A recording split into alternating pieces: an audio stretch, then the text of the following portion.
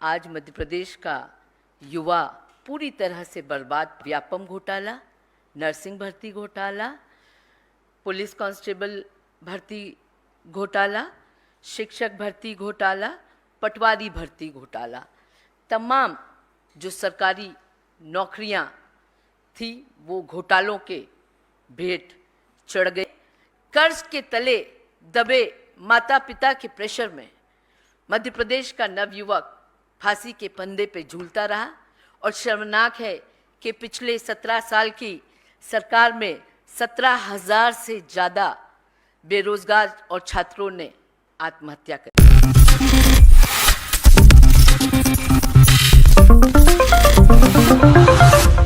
नमस्कार, आप देख रहे हैं नेक्स्ट 9 न्यूज़। मैं तुषार आपके साथ। 17 नवंबर को मध्य प्रदेश में विधानसभा के चुनाव होने हैं और उसको लेकर आज कांग्रेस ने अपनी पहली सूची, उम्मीदवारों की जो सूची है वो जारी कर दी है। आपको बता दें कि मध्य प्रदेश में चुनावी माहौल जो है वो अब और भी ज़्यादा गर्म हो चुका है। एक के बाद एक कांग्रेस जो है वो यहाँ पर भारतीय जनता पार्टी पर हमले बोलते हुए नजर आ रही है, तो भारतीय जनता पार्टी भी जो है वो कांग्रेस पर हमले बोलते हुए नजर आ रही है। जहाँ भारतीय जनता पार्टी मध्य प्रदेश में अपनी 4 सूचियाँ जो है, 4 लिस्ट जो है वो जारी कर चुकी है, वहीं अब कांग्रेस ने भी अपनी पहली सूची जारी कर दी है। इन सूची में देखा गया कि कांग्रेस ने अपने तमाम उन विधायकों को टिकट दिया है जो काफ़ी समय से जीत दर्ज करते हुए आ रहे हैं। टोटल 144 लोगों के इसमें नाम है, यानी कि उम्मीदवारों के इसमें नाम है, और यहाँ पर 3 मंत्रियों को भी जो है वीआईपी सीट से कांग्रेस ने उतारा है। इसका मतलब साफ है कि कांग्रेस उनको मौका देना चाहती है जिनकी पकड़ जनता में मजबूत हो। कांग्रेस उनको मौका देना चाहती है जो इस बार के चुनावों में जीत कर सामने आए, क्योंकि इस बार कांग्रेस बिल्कुल भी मध्य प्रदेश अपने हाथ से निकलने देना नहीं चाहती। 2018 वो फिर से चाहती है कि फिर से जनता उन्हें जो है एक बार चुने और इस बार वही मध्य प्रदेश पे राज करे। तो दर्शकों, जहां एक तरफ आपको बता दें कि एक के बाद एक सूची जो है वो निकाली जा रही है पार्टियों की। आज ऐसा कहा जा रहा है कि नवरात्रि का पहला दिन है और इस शुभ अवसर पर भी कांग्रेस ने आज ही का दिन चुना ये लिस्ट निकालने का। लेकिन आपको बता दें कि मध्य प्रदेश की राजनीति में एक के बाद एक जो आरोप प्रत्यारोप का सिलसिला चल रहा है, उसमें यहां पर कांग्रेस नेता का एक बयान सामने आया है। उन्होंने यहां पर जो शिवराज सरकार है उनको युवाओं के विरुद्ध की सरकार जो है वो घोषित कर दिया है। घोटाले की यहां पर बात की है, शिक्षा घोटाले की, पटवारी शिक्षा परीक्षा घोटाले की बात करते हुए उन्होंने मध्य प्रदेश को घोटाले की सरकार साबित कर दिया है। क्या कहा है उन्होंने, सुनाते हैं आपको। आज मध्य प्रदेश का युवा पूरी तरह से बर्बाद पड़ा है। 2 करोड़ से ज़्यादा युवा मध्य प्रदेश में हैं और जिनके पास न तो रोज़गार है और रोज़गार के नाम पे केवल और केवल घोटाले 18 साल की बीजेपी की सरकार देती रही। कहा जाता है कि किसी भी राष्ट्र की प्रगति का आधार वहाँ के युवा होते हैं और युवा शक्ति ही देश की वर्तमान और भविष्य का निर्माण करते हैं। और ऐसी युवा शक्ति का खुद का भविष्य भारतीय जनता पार्टी की 18 साल की सरकार ने मध्य प्रदेश में बर्बाद कर दिया। भयानक बेरोजगारी, छात्रों की आत्महत्याएं और घोटालों का शर्मनाक युग मध्य प्रदेश ने 18 साल में देखा है। और जिस तरह से तमाम माफिया, चाहे वो शराब माफिया हो, भू माफिया हो, रेत माफिया हो, तमाम माफिया सरकार के संरक्षण में मध्य प्रदेश में फलते फूलते रहे, ठीक उसी प्रकार शिक्षा माफिया भी सरकार के संरक्षण में मध्य प्रदेश में फलता फूलता रहा। जिसका नतीजा क्या था?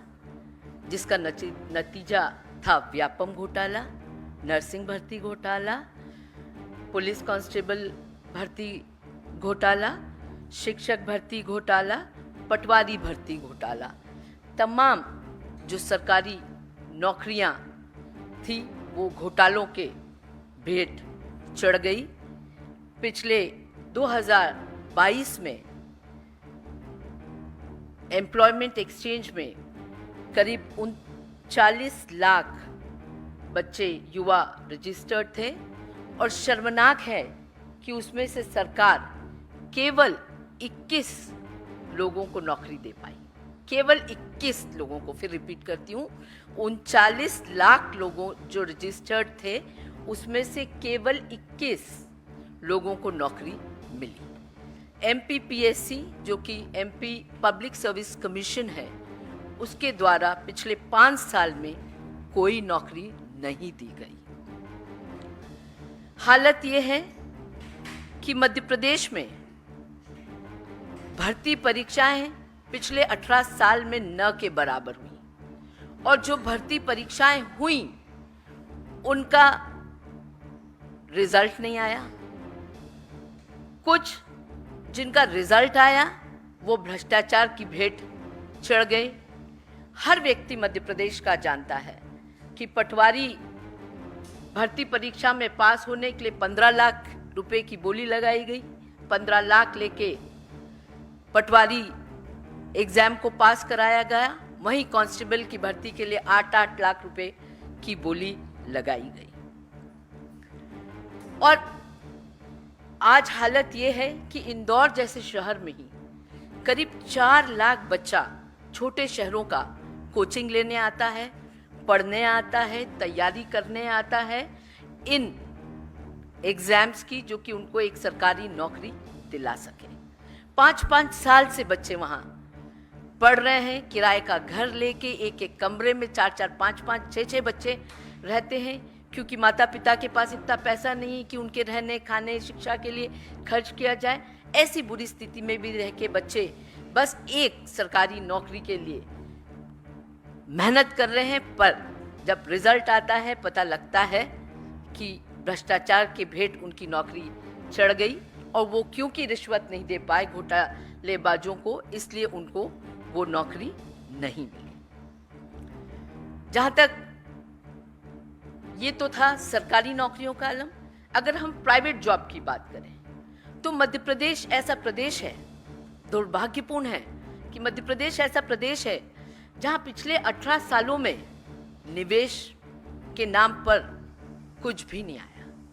और निवेश की बात करें जब, तो बड़े बड़े ग्लोबल इन्वेस्टर्स मीट कराए गए, जिसमें करोड़ों रुपए सरकार ने पानी की तरह बहाया और बड़े बड़े इवेंट करे, क्योंकि मध्य प्रदेश सरकार केवल इवेंट करने में विश्वास रखती थी। उसका नतीजा या उसका परिणाम से कुछ निवेश आया हो, ऐसा नहीं। 18 लाख करोड़ के निवेश की घोषणा सरकार ने की, पर धरातल पे कुछ भी नहीं उतरा। और सही कहते हैं मध्य प्रदेश के पूर्व मुख्यमंत्री आदरणीय कमलनाथ जी, वो सही कहते हैं कि हम निवेश को आमंत्रित नहीं कर सकते, हमें उसे आकर्षित करना होता है। और मध्य प्रदेश निवेशकों के लिए कोई आकर्षण का केंद्र नहीं है, क्योंकि इतना भ्रष्टाचार है वहां। 50% का भ्रष्टाचार है हर चीज में। ऐसे में कौन निवेशक आके मध्य प्रदेश में निवेश करना चाहेगा? इसलिए जो प्राइवेट सेक्टर के जॉब्स है, उससे भी हमारा नवयुवक पूरी तरह से वंचित रहा। और बार बार परीक्षा देने के बावजूद